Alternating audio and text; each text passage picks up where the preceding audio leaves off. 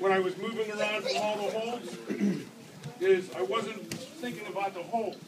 I was thinking about the walnut I was cracking with my belt. Everyone understand that?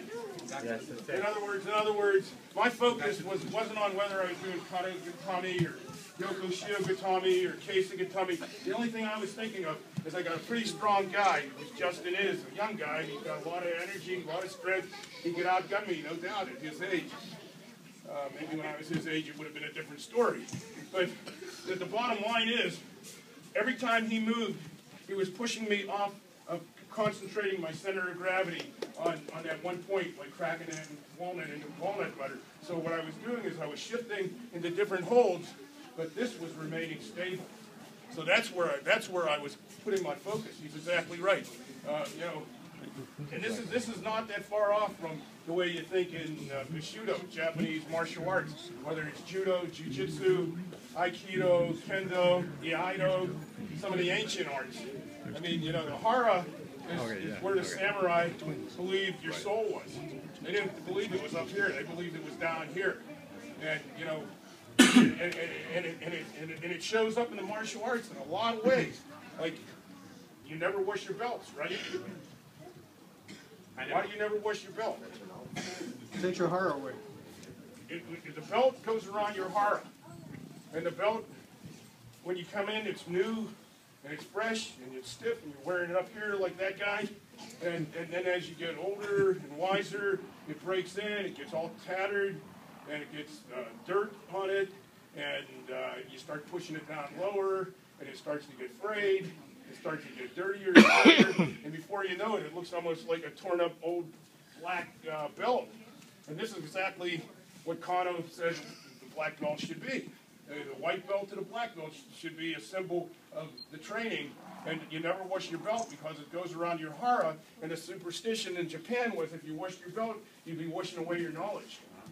You'd be washing away your knowledge. When the samurai commit suicide, how do they do it? They stab themselves in here, and then they go up here. Seppuku, or harikari, hara again. So they're cutting out their soul. A lot of Japanese will never submit themselves to an appendix operation, gallbladder operation, because even the new ones, they're superstitious about that. They don't like. They think if anyone opens up that hara, it's going to screw up their entire being. So I mean, the hara is where the pin comes from, right here. It's where your judo muscles come from. You know, when you see the old sensei standing around like this. You know, they're showing off their hara.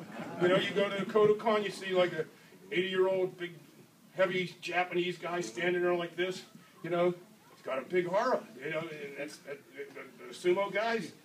You know, they're not considered fatsos over there. They're considered honorable. I mean, they're considered like, you know, that's a role model.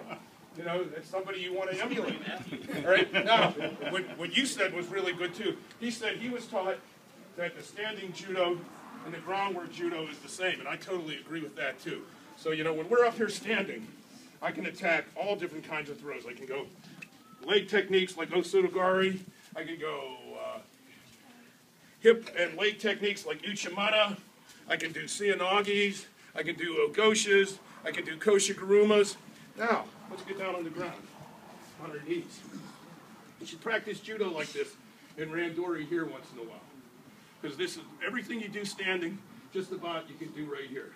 I mean, can I do uchimata here? Definitely. Definitely I can throw them with uchimata. Boom. Can I do koshiguruma here?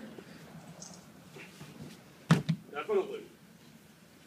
Can I do osotogari here? Most definitely.